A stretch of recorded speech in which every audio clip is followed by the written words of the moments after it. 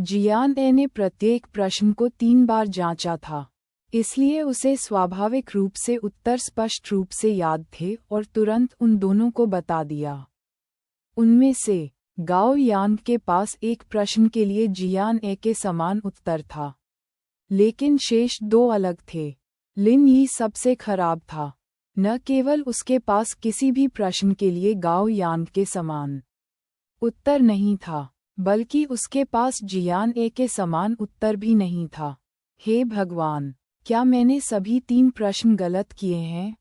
लिन यी भयभीत थी। 3 प्रश्नों के लिए 56 अंक थे। यदि वे सभी गलत थे, तो उसके पास कोई मौका नहीं होगा। जियान ए मुस्कुराया। ऐसा मत सोचो, हो सकता है कि आप अकेले हों जिसने शेष 2 प्रश्नों का सही उत्तर दिया हो।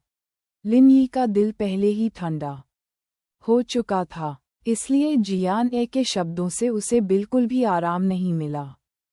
अंत में ये पता चला कि जियान ए के शब्द वास्तव में उसे सांत्वना देने के लिए थे। अगली सुबह सुन दाशेग एक दुर्लभ मुस्कान के साथ कक्षा में दिखाई दिए। छात्रों, कल के प्रारंभिक गणितीय ओलंपियाड के परिणाम आ गए हैं। हमारी कक्षा के 4 छात्रों ने साइन अप किया।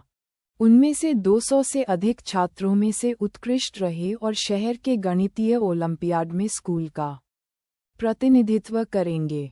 सुन दाशेग के बोलने के बाद कक्षा में छात्र तुरंत हंगामा करने लगे।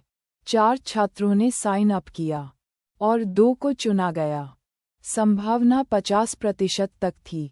वे वास्तव में प्रथम वर्ष के समूह में सबसे उत्कृष्ट शीर्ष छात्र थे। अधिकांश प्रतियोगिताओं में मनुष्य अक्सर इस प्रकार के प्रश्नों में असफल हो जाते हैं। जिन लोगों को चुना गया वे बहुत शक्तिशाली थे। छात्र जियान यी, आपने 120 अंकों के सही स्कोर में से 90 अंक बनाए हैं। आप चौथे स्थान पर हैं। सुन दाशेग ने कहा। उसकी नज़र पहली पंक्ति में जियान यी पर पड़ी और उसकी आंखों में प्रशंसा स्पष्ट थी। आपको 20 बिंदु समस्या योग प्रश्न और 8 बिंदु रिक्त स्थान भरने वाला प्रश्न गलत मिला। कुल मिलाकर आपने बहुत अच्छा प्रदर्शन किया। मुझे आशा है कि आप आगामी प्रतियोगिता में उत्कृष्ट परिणाम प्राप्त कर सकेंगे। उसने 90 से अधिक अंक अर्जित किए। यह आश्चर्यजनक है। ठीक है, जब मैं जूनियर हाई में था, मैंने स्कूल के गणितीय ओलंपियाड में भाग लिया और 36 अंक हासिल किए।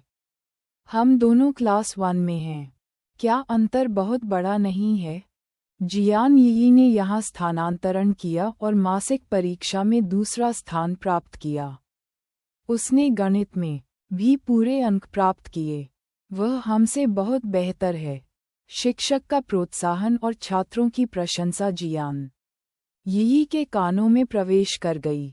वह अहंकारी मोर की तरह सीधे बैठने से खुद को नहीं रोक सकी। उसने फीकी मुस्कान के साथ सुन दाशेग की ओर देखा और कहा, शिक्षक, मैं स्कूल और कक्षा के लिए सम्मान जीतने की पूरी कोशिश करूंगी। जब सुन दाशेग ने ये सुना तो वह राहत से सिर हिलाए बिना नहीं रह सका। फिर उन्होंने कहा, छात्र जियान ए, आपका अंतिम स्कोर 112 अंक है। आप पूरे विद्यालय में प्रथम स्थान पर हैं। हर कोई ताली बजाएं और जयकार करें। कक्षा एक पल के लिए स्तब्ध हो गई और अगले ही पल उत्साहपूर्ण तालियां बजने लगीं। 112 अंक। जिया किंगहुआन ने ताली बजाई और जियान ए को देखकर मुस्कुराया। जियो ए, तुम अद्भुत हो। आपने ऐसी परीक्षा में लगभग पूरे अंक प्राप्त कर लिए हैं। जियान ए केवल मुस्कुराया और न तो अहंकारी था और न ही उतावला। तालियां बजना बंद हो गईं। सुन दाशेग थोड़ा उत्साहित था, जो दुर्लभ था। उन्होंने जियान ए की ओर देखा और कहा, जियान ए, इस बार आपसे रिक्त स्थान भरने का प्रश्न गलत हो गया। हालांकि मैंने आपका कैलकुलस पेपर देखा। समस्या सुलझाने का आपका तरीका सही था। ये सिर्फ इतना है कि आपने अंतिम चरण के लिए 2 मानों को उलट दिया है। बड़े अफसोस की बात है। अन्यथा तुम्हें पूरे अंक मिल सकते थे। हालांकि ये परिणाम भी बहुत उत्कृष्ट है। साइन अप करने वाले सभी छात्रों में से आप एकमात्र ऐसे व्यक्ति हैं जिसने सभी 3 समस्या योग प्रश्नों का सही उत्तर दिया है। ये दुर्लभ है। सन दाशेक की प्रशंसा का सामना करते हुए जियान ए ने केवल विनम्रतापूर्वक कहा, आपकी पुष्टि के लिए धन्यवाद। शिक्षक, छात्रों ने भी जियान ए के लिए प्रशंसा महसूस की। पढ़ाई में अच्छा होना उसके लिए कोई नई बात नहीं थी। आखिरकार जियान ए हमेशा हर परीक्षा में शीर्ष 5 में स्थान पर रही। पिछली बार भी वह मासिक परीक्षा में प्रथम आई थी। हालांकि ये गणितीय ओलंपियाड सामान्य परीक्षाओं की तरह नहीं था। जिन लोगों ने इसमें भाग लिया था वे जानते थे कि प्रश्न कितने असामान्य थे। जियान ए ने लगभग पूरे अंक प्राप्त किए और स्कूल में प्रथम स्थान प्राप्त किया। उनके पास उसे स्वीकार करने के अलावा कोई विकल्प नहीं था। इससे पहले कि जियान यी अपने सहपाठियों की प्रशंसा का आनंद ले पाती, जियान ए ने सुर्खियां चुरा लीं। जियान ए के परिणामों की तुलना में उसका चौथा स्थान कुछ भी नहीं था। ये फिर से जियान ए था। वह हमेशा उससे कमतर क्यों थी? जियान यी ने अपने दांत पीस लिए और अपने दिल में जियान ए पर खर्राटे लिए। अप्रत्याशित रूप से वह मुड़ी और सी युहान की ठंडी निगाहों की ओर देखा। जियान यी ने अवचेतन रूप से अपनी गर्दन सिकोड़ ली। उसकी आंखें ठंडी थीं, मानो वे उसकी आत्मा को देख सकें। जियान यी का इतने सुंदर चेहरे की सराहना करने का कोई इरादा नहीं था। हर दिन जब वह सी युहान के पास बैठती थी तो उसे लगता था कि उसका आधा शरीर सुन्न हो गया है। अब तक जियान यी ने कभी भी अपने नए डेस्कमेट को मुस्कुराते हुए नहीं देखा था। उससे बात करना तो दूर की बात है। दोपहर के समय कैफेटेरिया में लिन यी उदास लग रही थी। उसकी चॉपस्टिक से चावल में अनगिनत छेद हो गए, लेकिन उसने कुछ भी नहीं खाया। यदि यह प्रतियोगिता नहीं होती तो उसे नहीं पता होता कि उसके और जियान ए के बीच अंतर इतना बड़ा था। ठीक है, ऐसा नहीं है कि आप अकेले ही असफल हुए हैं। पूरे स्कूल में 100 से अधिक लोग हैं, लेकिन केवल 5 स्थान हैं। क्या ये सामान्य नहीं है कि आपका चयन नहीं होगा? यान तियान ने लिन यी की ओर देखा और उसे सलाह देते हुए कहा, आराम से करो। गाओ यांग भी असफल रहे, लेकिन वह लिन यी की तुलना में बहुत शांत थे। जैसा कि यान तियान ने कहा था, ऐसी प्रतियोगिता में असफल होना बहुत सामान्य बात थी। उन दोनों ने गुप्त रूप से सुन दाशेग से उनके परिणामों के बारे में पूछा। गाओ यांग ने 67 अंक बनाए और पास नहीं हुए। लिन यी सबसे खराब थी। उन्होंने केवल 52 अंक अर्जित किए। हालांकि साइन अप करने वाले 100 से अधिक लोगों में से जियान ए और जियान यी की तुलना में ये परिणाम अच्छा नहीं था, लेकिन इसे बुरा नहीं माना गया। सुन दाशेग ने कहा कि इस बार प्रश्न बहुत कठिन थे। कुछ लोगों ने 80 अंक से ऊपर स्कोर किया और सबसे कम स्कोर केवल 8 अंक था। हालांकि ये सुन दाशेग के शब्दों के कारण था कि लिन यी पढ़ाई के संदर्भ में उनके और जियान ए के बीच अंतर को अधिक स्पष्ट रूप से देख सकते थे।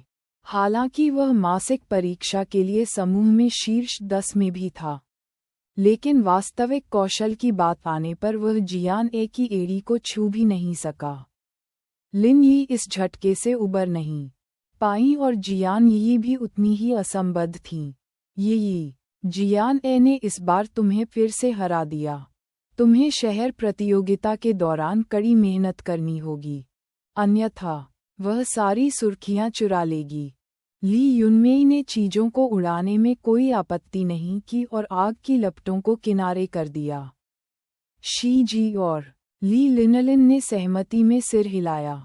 यह सही है, यी तुम्हें उसे हराना होगा। जियान यी अपने दिल में जियान ए पर कब्जा करना चाहती थी, लेकिन उसे सतह पर अपने सफ़ेद कमल जैसे व्यक्तित्व को बनाए रखना था। ये सुनकर उसने अपने होंठ भींच लिए और मुस्कुरा दी। यह अतिशयोक्ति नहीं है। मैं अपना सर्वश्रेष्ठ प्रयास करूंगा। हम सभी सहपाठी हैं, इसलिए तुलना करने की कोई आवश्यकता नहीं है। अंततः ऐसा इसलिए हुआ क्योंकि वह स्वयं को जानती थी। उसे जियान ए के खिलाफ जीतने का पूरा भरोसा नहीं था, इसलिए उसने घमंड करने की हिम्मत नहीं की। ली युनमेई की नज़र जियान ए और बाकी लोगों पर पड़ी, जो कुछ ही दूरी पर खिड़की के पास बैठे थे। वह अवचेतन रूप से खर्राटे लेती रही। उसके चरित्र को देखो, वह साउथ सिटी की एक गरीब लड़की है। वह केवल अपनी पढ़ाई में कड़ी मेहनत कर सकती है।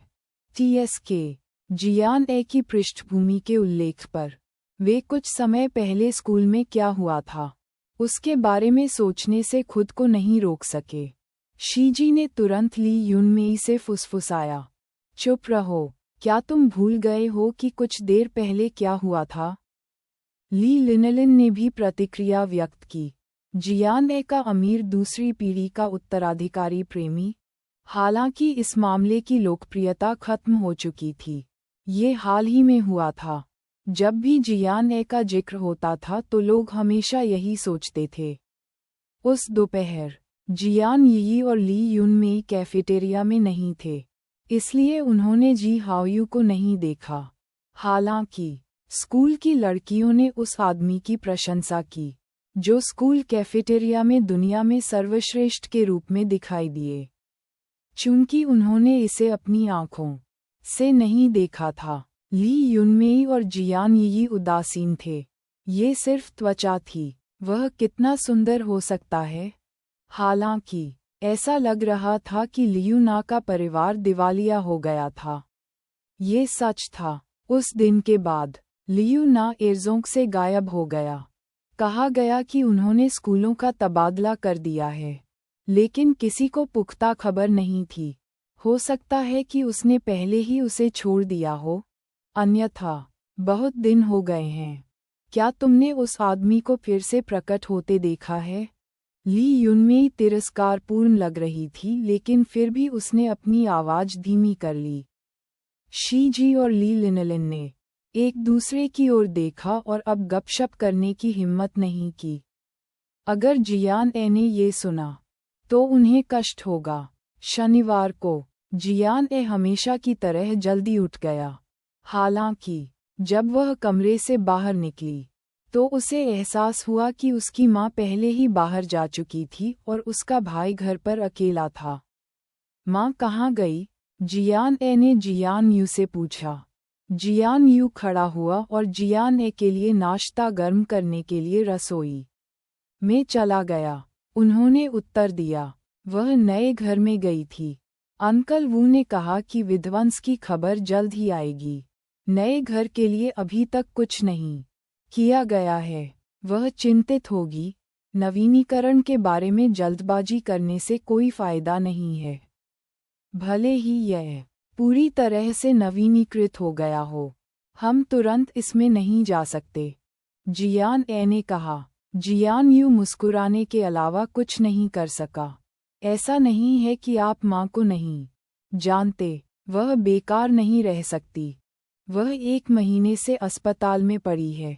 अब जब उसे अंततः छुट्टी मिल गई है तो उसे स्वाभाविक रूप से व्यस्त होना होगा। वह आगे बढ़ने से पहले एक पल के लिए रुका। लेकिन चिंता मत करो, अंकल वू उसके साथ गए थे। अंकल वू को चिंता थी कि अस्पताल से छुट्टी मिलने के बाद माँ थक जाएंगी। संयोग से उनका टोफू स्टॉल बंद है और वह एक नई दुकान की तलाश में है। जियान ए ने सिर हिलाया और सोफे पर बैठ गया। उसने एक पल के लिए सोचा और जियान यू की ओर देखा।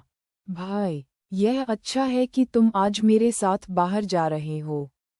मैं तुम्हें कंपनी ले जाऊंगा। ये सुनकर कि वह जियान ए की कंपनी में जा रहा था, जियान यू की आंखें चमक उठीं और उसने जल्दी से सिर हिलाया। वह लंबे समय से चारों ओर देखने के लिए अपनी बहन की कंपनी में जाना चाहता था, लेकिन उसकी बहन आमतौर पर स्कूल जाती थी, इसलिए वह केवल सप्ताहांत का इंतजार कर सकता था। जियान ए का उसे कंपनी में लाना कोई दौरा नहीं था। दूसरी ओर बाई झो मनोरंजन कंपनी के लिए तैयारी कर रही थी, जो ईस्ट सी रियल एस्टेट के ठीक ऊपर स्थित थी, और यह अभी भी एक कार्यालय भवन की पूरी मंजिल थी। सारी तैयारियां हो चुकी थीं। कर्मचारियों की भर्ती इस सप्ताह के अंत में शुरू होगी, लेकिन कंपनी का अभी तक पंजीकरण नहीं हुआ है। जियान ए द्वारा जियान यू को कंपनी में लाने का कारण ये था कि वह जियान यू को रोज एंटरटेनमेंट के कानूनी व्यक्ति के रूप में इस्तेमाल करना चाहती थी।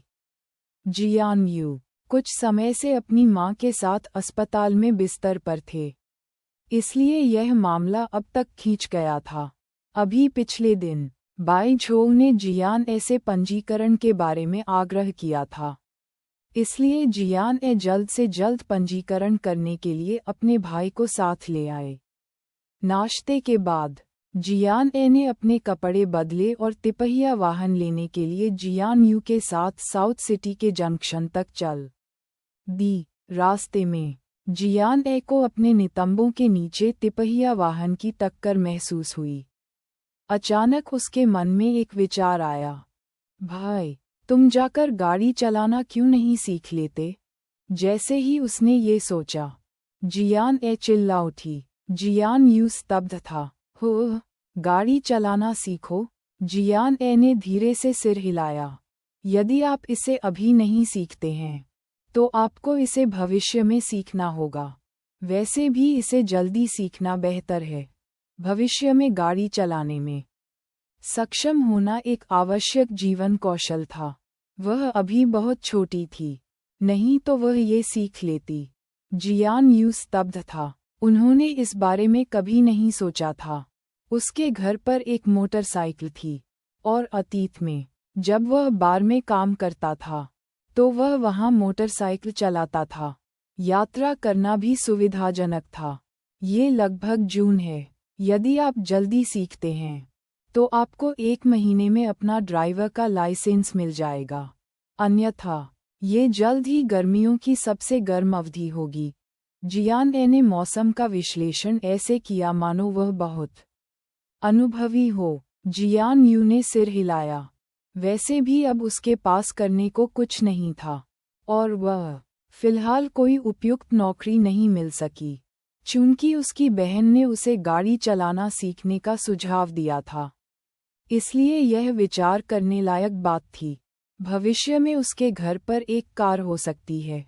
परिवार में एकमात्र आदमी होने के कारण उसे गाड़ी चलानी आनी थी। इस विचार को मन में रखते हुए जियान यू ने सहमति व्यक्त की। ठीक है, मैं कल ड्राइविंग स्कूल जाकर पूछूंगा और पंजीकरण कराऊंगा। ये देखकर कि उसका भाई आसानी से सहमत हो गया, जियान ए उसे देखकर मुस्कुराए बिना नहीं रह सकी। जियान ए सबसे पहले जियान यू को ईस्ट सी रियल एस्टेट में लाया, पिछली बार की तरह जब वह वांग यूजी को यहाँ लेकर आई थी। जैसे ही वे लिफ्ट से बाहर निकले, फ्रंट डेस्क पर रिसेप्शनिस्ट तुरंत खड़ा हो गया और अभिवादन किया। सीईओ, क्योंकि जियान यू मानसिक रूप से तैयार था, उसने वांग यूजी जितनी दृढ़ता से प्रतिक्रिया नहीं दी। हालांकि वह हैरान हुए बिना नहीं रह सका। जियान ए की अभिव्यक्ति हमेशा की तरह ही थी। उसने उस व्यक्ति की ओर सिर हिलाया और पूछा, क्या मैनेजर बाय यहाँ है? वह यहाँ है। रिसेप्शनिस्ट ने तुरंत सिर हिलाया। उन्होंने कहा कि वह कार्यालय में आपका इंतजार कर रहे हैं। जियान ए ने जियान यू को कंपनी में लाया। जब सभी ने जियान ए को देखा, तो वे जो कर रहे थे उसे रोक दिया और उसका अभिवादन किया। जियान यू उसके पीछे चला गया और उसके कानों में ये शब्द लगातार बजते हुए सुनाई दिए। Hello, CEO. इनमें से सबसे छोटा व्यक्ति 20 साल का लग रहा था, लेकिन वे सभी उसकी बहन का बहुत सम्मान करते थे। उन्होंने उसके साथ बिल्कुल भी किशोरी जैसा व्यवहार नहीं किया। जब उसके पास समय था, जियान यू मदद नहीं कर सका, लेकिन जियान ए के कान में फुसफुसाया, जियो ए, क्या आपकी कंपनी इस पूरी मंजिल पर कब्जा करती है? जियान ए मुस्कुराने और सिर हिलाने के अलावा कुछ नहीं कर सका। अभी आप जिस मंजिल पर हैं वह एक रियल एस्टेट कंपनी है। ऊपर की मंजिल पर एक मनोरंजन कंपनी भी है। वे आज नियुक्ति कर रहे हैं। क्या कोई और कंपनी है? जियान यू हैरान था। उसकी बहन ने पहले कभी इस बात का जिक्र नहीं किया था। जियान ए अपनी जगह पर रुक गई और अपने भाई को याद दिलाने से खुद को नहीं रोक सकी। नई कंपनी के बारे में आप ही जान सकते हैं। माँ को मत बताना, मुझे उसे डराने से डर लगता है। जब उन्होंने एक कंपनी खोली तो उनकी माँ पहले से ही परेशान थीं। अगर उसे पता होता कि उसने दूसरा खोला है तो इससे वह और अधिक चिंतित हो जाती, चाहे वह कितनी भी सक्षम क्यों न हो। अपनी माँ की नज़र में वह अभी भी एक बच्ची थी। यदि भविष्य में कोई उपयुक्त समय होता तो उसे बताने में देर नहीं होती, लेकिन अभी समय नहीं था। रियल एस्टेट कंपनी की बात तो उन्हें पची ही नहीं थी।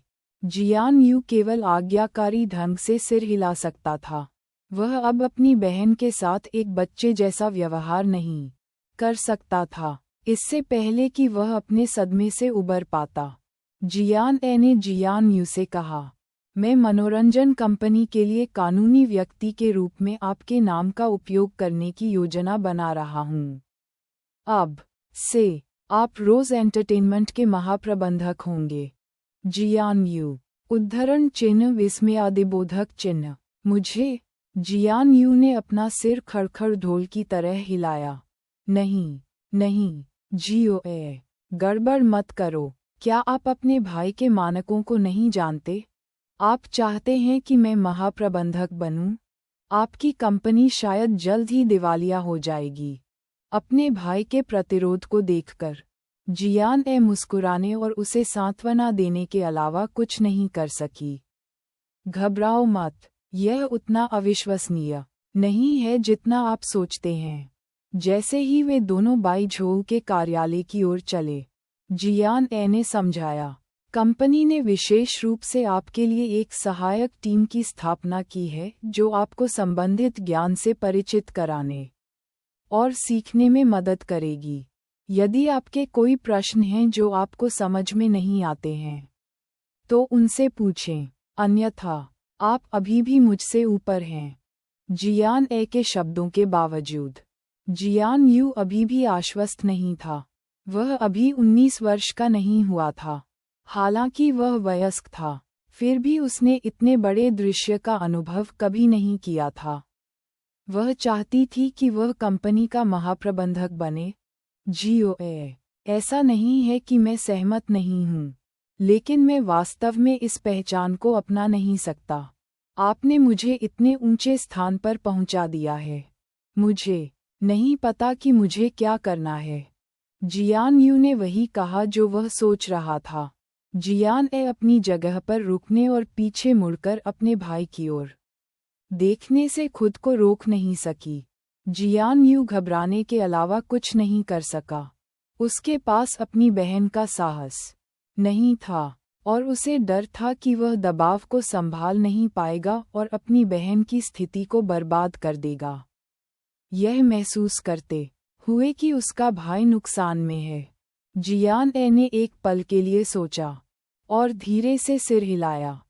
ठीक है, मैं अभी महाप्रबंधक का पद खाली कर दूंगा। हालांकि आपको अभी भी कंपनी में प्रवेश करना होगा और सहायक टीम से सीखना होगा। जब आपको लगता है कि आप ये कर सकते हैं, तो आप किसी भी समय कार्यभार संभाल सकते हैं। जियान ए ने पहले ही भारी रियायत दे दी थी। वह अपने भाई को जानती थी और जानती थी कि वह डरपोक व्यक्ति नहीं था, लेकिन वह कोई दिखावा करने वाला या पहल करने वाला व्यक्ति भी नहीं था। ऐसी बहुत सी चीजें थीं जिनके बारे में अगर आप उसे एक कोने में नहीं धकेलते तो उसे पता ही नहीं चलता कि उसमें कितनी क्षमता है।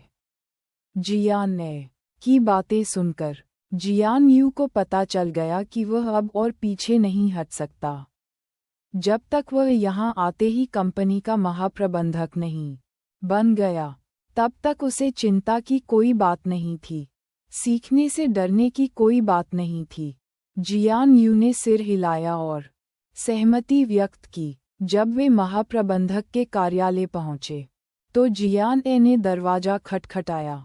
कार्यालय में बाई झोउ पौधों को पानी दे रही थी। जब उसने ये सुना तो वह अपने हाथ में रखा पानी का डिब्बा नीचे रखे बिना नहीं रह सका और बोला, कृपया अंदर आएं। जियान ए ने धक्का देकर दरवाजा खोला और अंदर दाखिल हुई। उसके पीछे जियान यू भी थी। मालिक। जब उसने जियान ए को देखा तो बाई झोउ भड़क उठी और उसने जियान यू की ओर देखा। उसने सेक्ट मास्टर के भाई को कभी नहीं देखा था, लेकिन वे दोनों कुछ हद तक एक जैसे दिखते थे। चतुर बाई झोउ के लिए अनुमान लगाना कठिन नहीं था। जियान ने ये भी कहा, यह मेरा भाई जियान यू है। फिर उसने उसे अपने भाई से मिलवाया। Bai Zhou, real estate company के महाप्रबंधक। दोनों ने हाथ मिलाकर एक दूसरे का अभिवादन किया। फिर वो तीनों सोफे पर बैठ गए। जियान ए ने कहा, मैं उसे आपके लिए यहाँ लाया हूँ। जब ये सुविधाजनक हो तो उसे रोज एंटरटेनमेंट का पंजीकरण पूरा करने के लिए ले जाएं। ये सुनकर बाई झोउ ने थोड़ा सिर हिलाया। मैंने उन्हें वहाँ पहले ही सूचित कर दिया है। प्रक्रियाएं भी त्वरित हैं। चलो इसे आज दोपहर को करते हैं। जैसे ही उन्होंने बोलना समाप्त किया, बाई झोउ ने जियान ए की ओर देखा और कहा, ऊपर की मनोरंजन कंपनी आज भर्ती कर रही है। क्या मैं तुम्हें देखने के लिए लाऊं? जियान ए ने सिर हिलाया। बाई झोउ अभी भी वही थीं जिन्होंने रोज एंटरटेनमेंट की स्थापना का आयोजन किया था, पंजीकृत पूंजी के लिए 20 मिलियन युआन निकालने के अलावा। जियान ए ने और कुछ नहीं पूछा। 1 महीने से भी कम समय में कंपनी भर्ती चरण में प्रवेश कर चुकी थी। ये देखा जा सकता है कि बाई झोउ बहुत कुशल थी। वे तीनों एक साथ लिफ्ट में चढ़े। ईस्ट सी रियल एस्टेट 17वीं मंजिल पर था, जबकि रोज एंटरटेनमेंट 19वीं मंजिल पर था। लिफ्ट का दरवाज़ा खुला। रियल एस्टेट कंपनी की तरह कंपनी का फ्रंट डेस्क लिफ्ट के सामने था। कलात्मक शब्द रोज एंटरटेनमेंट खूबसूरती से लिखे गए थे। ऊपरी बाएं कोने में एम ग्रुप का लोगो बहुत आकर्षक था। कंपनी की समग्र संरचना लगभग रियल एस्टेट कंपनी के समान थी। हालांकि एक मनोरंजन कंपनी की अनूठी प्रकृति के कारण समग्र नवीकरण शैली अधिक विशिष्ट और साहसिक थी। सभी प्रकार की कार्यालय सामग्री, सोफे, कुर्सियां और मेज अलग अलग रंगों के थे और वे जोश और जीवन शक्ति से भरपूर थे। हालांकि कंपनी ने अभी तक आधिकारिक तौर पर परिचालन शुरू नहीं किया था, इसलिए विशाल कंपनी अभी भी खाली थी। कंपनी के आधिकारिक तौर पर पंजीकृत होने और नियुक्ति प्रक्रिया पूरी होने के बाद ही वे परिचालन शुरू कर सकते थे। भर्ती कंपनी के सम्मेलन कक्ष में आयोजित की गई थी। इस समय सम्मेलन कक्ष के बाहर 34 लोग जमा थे और यह सुबह का पहला जत्था था। इनमें से अधिकतर लोग युवा थे और ऐसे लग रहे थे जैसे उन्होंने अभी अभी विश्वविद्यालय से स्नातक किया हो। एक मनोरंजन कंपनी को न केवल अनुभवी बाजार दिग्गजों की बल्कि युवा और रचनात्मक लोगों की भी ज़रूरत है। बहुत से लोग इंटरव्यू के लिए आ रहे हैं। ये सिर्फ पहला बैच है। अगले सोमवार का शेड्यूल भी फुल है। इनमें से ज़्यादातर नए ग्रेजुएट हैं। ये नए ग्रेजुएट हमारी जैसी नई स्थापित कंपनी को सबसे ज़्यादा पसंद करते हैं। प्रमोशन की काफ़ी गुंजाइश है और प्रतिस्पर्धा के लिए माहौल अन्य की तुलना में काफ़ी बेहतर है। कंपनियां, बाई झोउ ने जियान ए से लापरवाही से कहा। जियान ए ने समझा और धीरे से सिर हिलाया। अपने पिछले जीवन में जब उसने अपने विश्वविद्यालय के वर्षों के दौरान राजधानी में ईस्ट सी रियल एस्टेट की स्थापना की, तो भर्ती के दिन का दृश्य उसके सामने जैसा था। आज की तरह बड़ी संख्या में नए स्नातक आए। उस समय जियान ए अपने शुरुआती 20वें दशक में केवल एक लड़की थी। ये युवाओं का एक समूह था जिन्होंने राजधानी के रियल एस्टेट उद्योग में कई वर्षों तक कड़ी मेहनत की और आखिरकार ईस्ट सी रियल एस्टेट के लिए एक स्थान जीता। पेशेवरता सबसे ऊपर है, उसके बाद रचनात्मकता और विचार हैं। एक मनोरंजन कंपनी दूसरों से अलग होती है। कंपनी के कलाकारों को प्रसिद्ध बनाने के लिए पर्दे के पीछे के इन लोगों को कुछ ऐसा सोचना होगा जो अन्य लोग नहीं सोच सकते, जियान ए ने कहा। बाई झोल ने सहमति में सिर हिलाया। जब वे दोनों बात कर रहे थे, जियान यू, जो उनका पीछा कर रहा था, ने अचानक अपना हाथ उठाया और जियान ए के कंधे को थपथपाया। जियान ए ने पलटकर कहा, क्या हुआ भाई? जियान यू ने कुछ नहीं कहा। उसने अपनी ठुड्डी उठाई और चौंक कर देखा। ये देखकर जियान ए उसकी निगाहों का अनुसरण करने से खुद को नहीं रोक सका। उसने देखा कि इंटरव्यू का इंतजार कर रहे लोग लंबे गलियारे के बाहर कुर्सियों पर बैठे थे। भीड़ में काले कपड़ों में गंभीर अभिव्यक्ति वाली एक महिला विशेष रूप से ध्यान आकर्षित कर रही थी। ऐसा इसलिए नहीं था क्योंकि वह जवान और खूबसूरत थी। साक्षात्कार देने वाले युवा लोगों में वह महिला लगभग 40 वर्ष की लग रही थी। वह सबसे उम्रदराज थी। जियान ए ने इस व्यक्ति को एक नज़र में पहचान लिया और चौंक गया। चाची, वह यहाँ क्यों थी? जियान यू ने भी हैरान स्वर में बुदबुदाया। चाची यहाँ क्यों हैं? क्या वह अपनी कंपनी में काम नहीं कर रही है? जियान ए को नहीं पता था कि जियांग चुनफेन उसकी कंपनी के साक्षात्कार में क्यों आएगी। जैसा कि उसके भाई ने कहा था, उसके चाचा और चाची की एक बड़े पैमाने पर नवीकरण कंपनी थी और उसकी चाची कंपनी की वित्तीय प्रबंधक थी। बाई झो ने जियान ए की असामान्यता देखी और मदद नहीं कर सकी, लेकिन भौहें चढ़ गईं। क्या गलत है? जियान ए ने अपना हाथ लहराया और कुछ नहीं कहा। वह जियांग चुनफेन की ओर चल पड़ी। इस समय जियांग चुनफेन ने अपना सिर नीचे झुकाया हुआ था और उसके हाथ में एक दस्तावेज था। ये स्पष्ट था कि यह उसका बायोडेटा था। उसके चेहरे पर कोई अभिव्यक्ति नहीं थी, लेकिन वह समय समय पर सम्मेलन कक्ष के कसकर बंद दरवाजे की ओर देखती थी, मानो मानव संसाधन सहायक द्वारा उसका नाम पुकारे जाने की प्रतीक्षा कर रही हो। शायद यह महसूस करते हुए कि कोई उसकी ओर चल रहा है, जियांग चुनफेन ऊपर देखने से खुद को रोक नहीं सकी। वह चौंक गई और झट से अपनी कुर्सी से खड़ी हो गई। जियो ए। जियांग चुनफेन चौंक गया। जैसे ही वह बोली, वह इधर उधर देखने से खुद को नहीं रोक सकी। जब उसने वांग युनमेई को नहीं देखा, तो वह पूछने से खुद को नहीं रोक सकी, आप क्यों हैं? चाची, आप यहाँ क्या कर रही हैं? जियान यू ने भौहें चढ़ा दीं और जियांग चुनफेन से पूछा।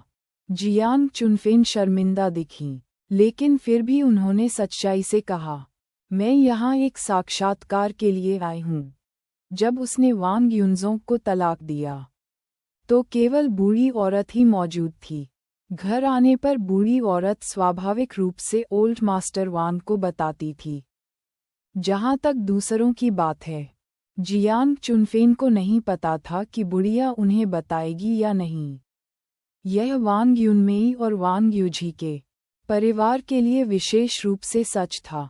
जियांग चुनफेन की शादी वांग परिवार से कई साल पहले हुई थी और वह वांग परिवार की स्थिति को अच्छी तरह से जानती थी। दोनों बुजुर्ग अपनी दोनों बेटियों से कम ही बातचीत करते थे।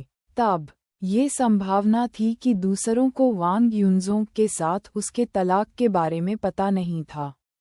हालांकि जियान ए जितनी सतर्क थी, भले ही वह नहीं जानती थी कि जियांग चुनफेन और वांग युनजोंग ने तलाक ले लिया है।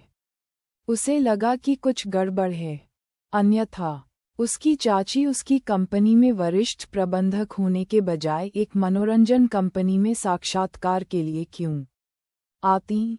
चाची, क्या हम अकेले में बात कर सकते हैं? जियान ए ने अचानक पूछा।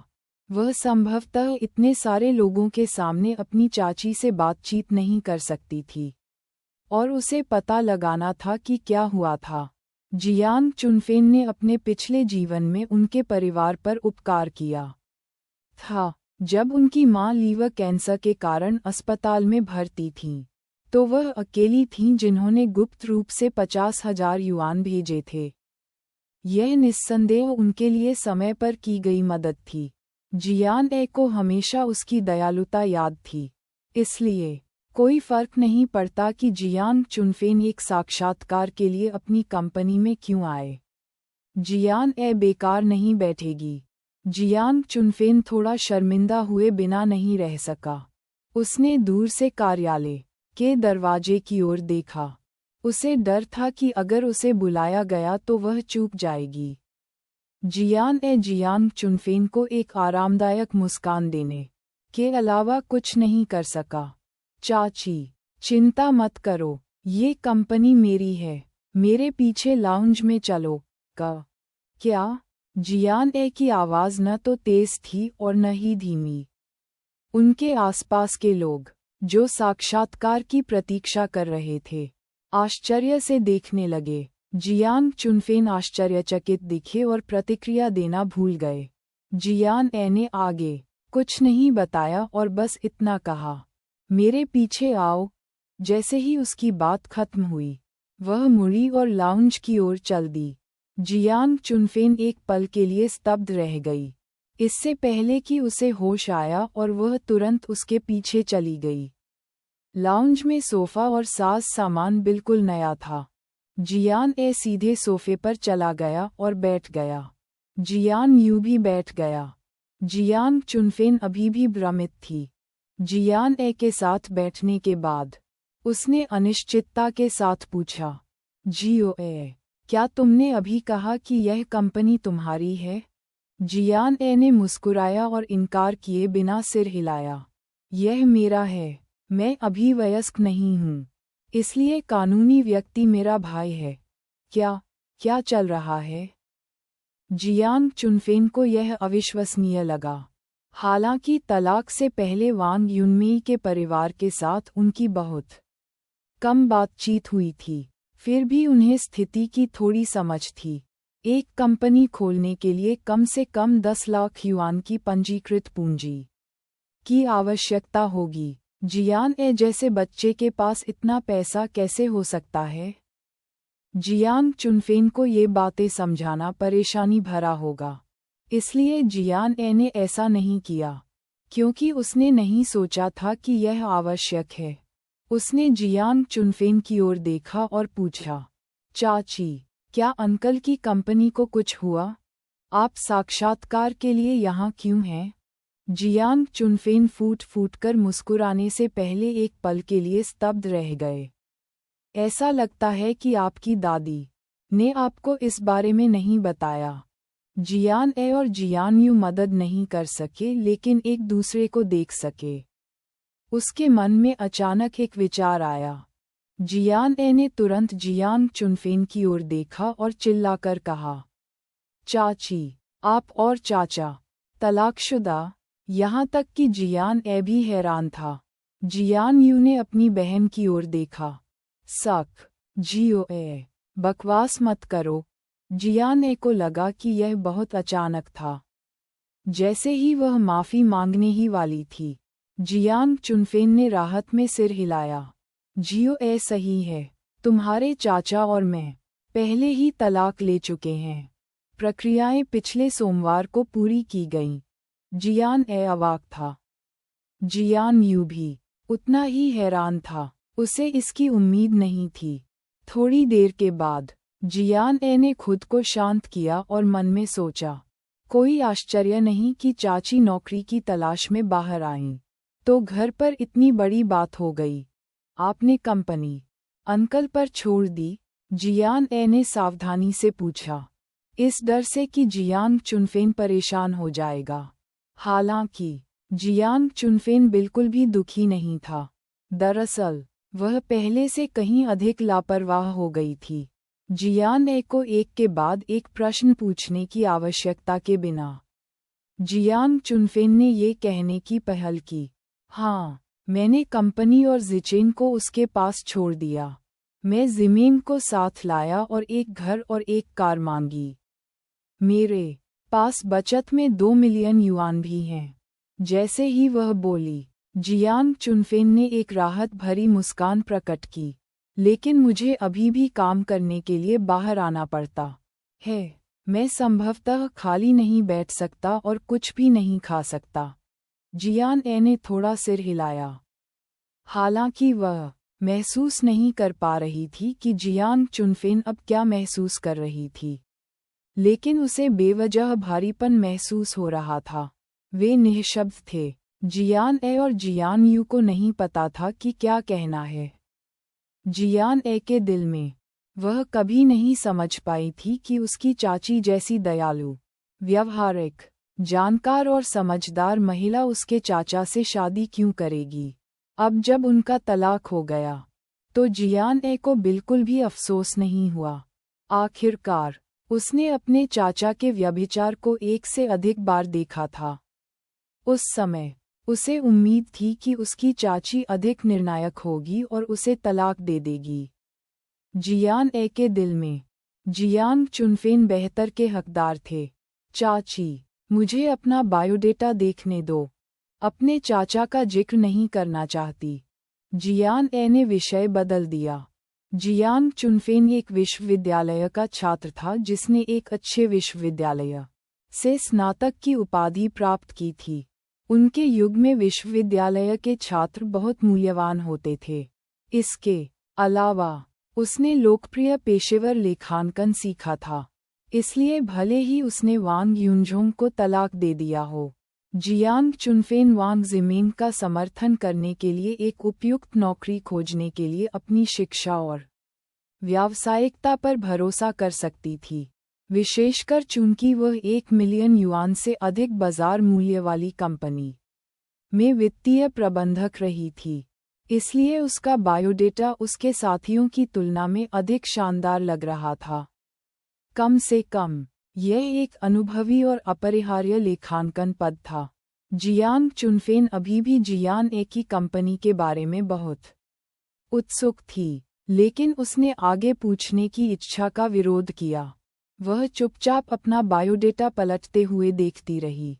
जियान ए ने केवल इसे संक्षेप में स्कैन किया और बाई झोउ को बायोडेटा सौंप दिया।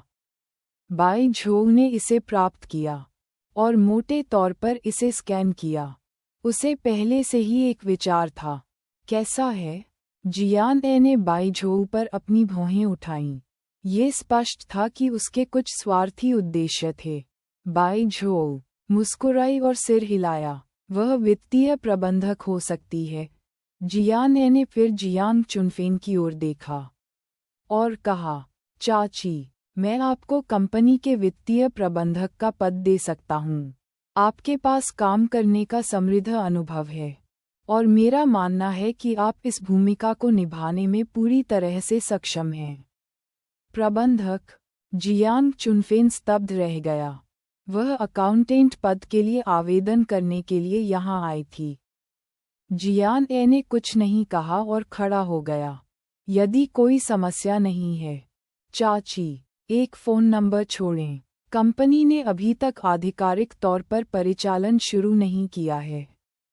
आप भर्ती समाप्त होने और सब कुछ तैयार होने के बाद ही काम पर जा सकते हैं।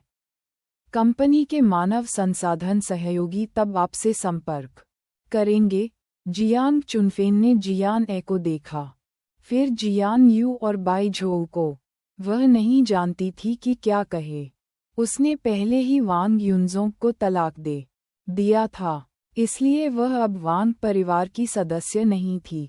जियो ए उसकी मदद क्यों करेगी? अतीत में भी वांग युनझोंग के कारण वह कभी भी उनके बहुत करीब नहीं रही थी। वह केवल वांग युनझोंग को कुछ शब्द कहने में मदद करेगी जब उसने वांग युनमेई की निंदा की। यही सब कुछ था। जियांग चुनफेन को वास्तव में इस नौकरी की जरूरत थी, लेकिन उसे दोषी महसूस हुआ। अप्रत्याशित रूप से जियान ए ने अचानक जियांग चुनफेन की ओर देखा और गंभीरता से कहा, चाची, आप एक अच्छे इंसान हैं। इस छोटे से वाक्य से ऐसा लगा मानो जियांग चुनफेन के दिल पर 1000 किलोग्राम का बोझ आ गया हो। उसने आश्चर्य से जियान ए को देखा। उसकी भावनाएं चरम पर थीं। उसके होंठ हिले, लेकिन वह एक शब्द भी नहीं कह सकी। उसकी आंखें लाल थीं। जियान ए ने कुछ नहीं कहा और बस मुस्कुरा दिया। बोझ महसूस करने की कोई ज़रूरत नहीं है। आपकी क्षमता इस पद के योग्य है, चाची। मेरे पास अभी भी कुछ है, इसलिए मैं अब आपसे बात नहीं करूँगा। आप बस वापस जा सकते हैं और कॉल का इंतजार कर सकते हैं। यदि आपको कोई समस्या है तो मेरे घर पर मुझे देखें, जियान ए ने कहा। जियांग चुनफेन ने सिर हिलाया। चूंकि जियो ए ने पहले ही यह कहा था, इसलिए स्वाभाविक रूप से उसके पास मना करने का कोई कारण नहीं था। जियो ए उसकी मदद करने की कोशिश कर रही थी और जियांग चुनफेन बता सकता था।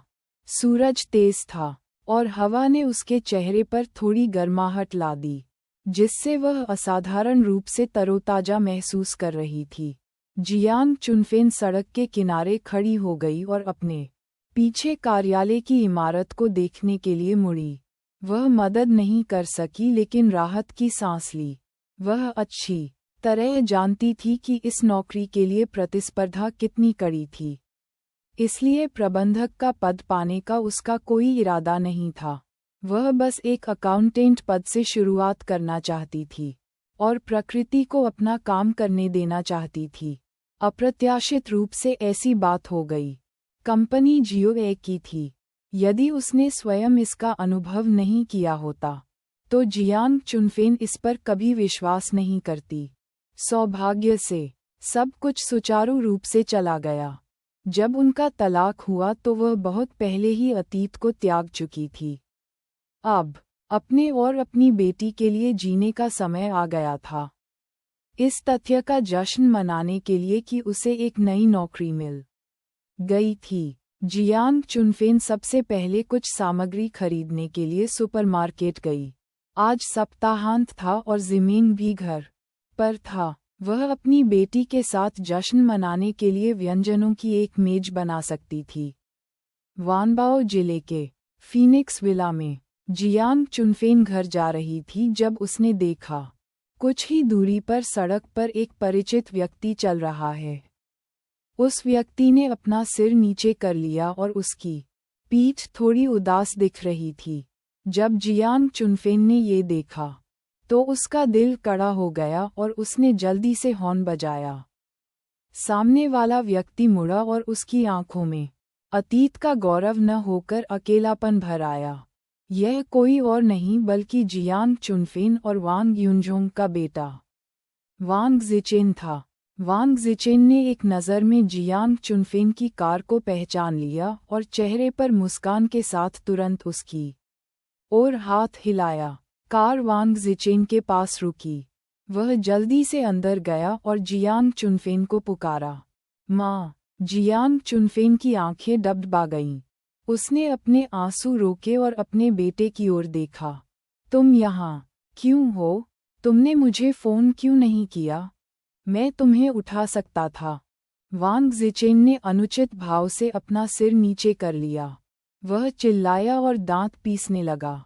मेरे पिता को अब मेरी परवाह नहीं है। मैं उनका अनुसरण नहीं करना चाहता।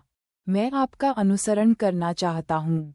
वांग ज़िचेन के स्वर में क्रोध का संकेत था। यह अज्ञात था कि वह वांग युनजोंग पर क्रोधित था या जियांग चुनफेन पर, या दोनों। जियांग चुनफेन का दिल अपने बेटे के लिए दुखता था। वह वांग ज़िचेन के सिर पर प्यार से हाथ फेरने के अलावा कुछ नहीं कर सकी। उसने कहा, क्या हुआ? तुम्हारे पिता तुम्हारी परवाह क्यों नहीं करेंगे? इससे कोई फर्क नहीं पड़ता कि वांग युनजोंग दिल में कितना कमीना था।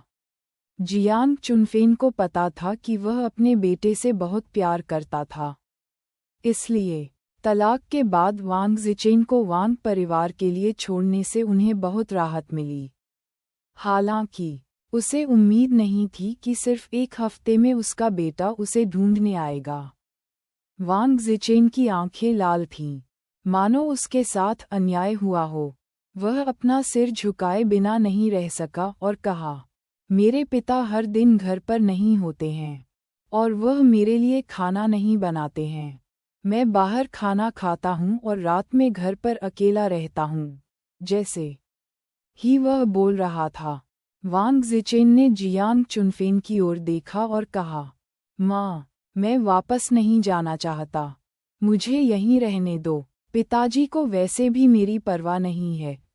वांग ज़िचेन दयनीय लग रहा था, लेकिन जियांग चुनफेन हैरान था। उन्हें उम्मीद नहीं थी कि वांग युनज़ोंग अपने बेटे को हर दिन घर पर अकेला छोड़ देंगे। ये पता चला कि तलाक के बाद वांग युनज़ोंग हर दिन जू कियान के साथ बाहर जाने के बारे में और भी अधिक स्पष्ट था। वह जू कियान के घर पर रात भी बिताता है और आमतौर पर काम के बाद वह जू कियान के साथ डेट पर जाता है। वह वास्तव में एक निष्पक्ष और सौम्य महिला थी जिसे वह एक पल के लिए अपने बेटे के बारे में भूल गया था। तलाक के कारण वांग ज़िचेन पहले से ही वांग युनज़ोंग से नाराज थे। अंत में वांग युनज़ोंग ने न केवल उसे कोई स्पष्टीकरण नहीं दिया, बल्कि उसे अनदेखा भी कर दिया। गुस्से में वांग ज़िचेन जियांग चुनफेन की तलाश में गए। आखिरकार वह उसका बेटा था। जियांग चुनफेन उसे वापस जाने देना कैसे सहन कर सकता था? वह देखना चाहती थी कि वांग युनज़ोंग को कब पता चलेगा कि उनका बेटा गायब है। तो फिर अभी माँ के घर पर ही रुकें। आपके पिता हाल ही में कंपनी में व्यस्त हो सकते हैं। काम पूरा होने पर वह आपसे माफ़ी मांगेंगे। जियांग चुनफेन ने अपने बेटे के सामने वांग युनज़ोंग की निंदा करने का यह अवसर नहीं लिया। आखिरकार वे पिता और पुत्र थे और वे भविष्य में एक साथ रहेंगे। अपने बेटे के लिए एक उदाहरण स्थापित करने के लिए उसके दिल में पिता की छवि सकारात्मक होनी चाहिए। यही कारण था कि जियांग चुनफेन ने दोनों बच्चों को कभी नहीं बताया कि उन्हें तलाक क्यों मिला। हालांकि वांग ज़िचेन ने जियांग चुनफेन की बातों की परवाह नहीं की। कंपनी व्यस्त थी, तो वह रात के लिए घर कैसे नहीं जा सकता था? वह पहले से ही 16 वर्ष का था और कोई बच्चा नहीं था जो कुछ भी नहीं जानता था। उसके दिल में लंबे समय से कुछ घृणित विचार विकसित हुए थे, लेकिन उसके पास कभी सबूत नहीं था। वांग ज़िचेन ने और कुछ नहीं कहा और बस चुपचाप सिर हिलाया। वह जानता था कि हालांकि वह क्रोधित था, फिर भी वह संभवतः जीवन भर वापस नहीं जा सकता था। जब वे घर पहुंचे, तो वांग ज़िमेंग ने आवाज़ सुनी और नीचे की ओर भागे। जब उसने देखा कि उसका भाई उसकी माँ के साथ वापस आ गया है, तो वह स्तब्ध रह गई। भाई, वांग ज़िमेंग ने आश्चर्य से पुकारा। वांग ज़िचेन को बचपन से ही वांग परिवार में बहुत लाड़ प्यार दिया जाता था और हर कोई उसे प्यार करता था, खासकर के दिलों में। वांग परिवार के दो बुजुर्ग और वांग युनज़ोंग, भले ही उनकी माँ एक ही थी, वांग ज़िमेंग के साथ उनसे भी बहुत बुरा व्यवहार किया गया। हालांकि इस समय उसे अचानक अपनी बहन से ईर्ष्या महसूस हुई। वह भी अपनी माँ का अनुसरण करना चाहता था। वांग ज़िमेंग ने उन दोनों के पीछे देखा, ये सोचकर कि वांग युनज़ोंग भी यहाँ था। हालांकि उसने वांग युनज़ोंग को नहीं देखा। जियांग चुनफेन एक शॉपिंग बैग के साथ घर में दाखिल हुई और दोनों बच्चों को देखकर मुस्कुराई। आप दोनों पहले खेल सकते हैं।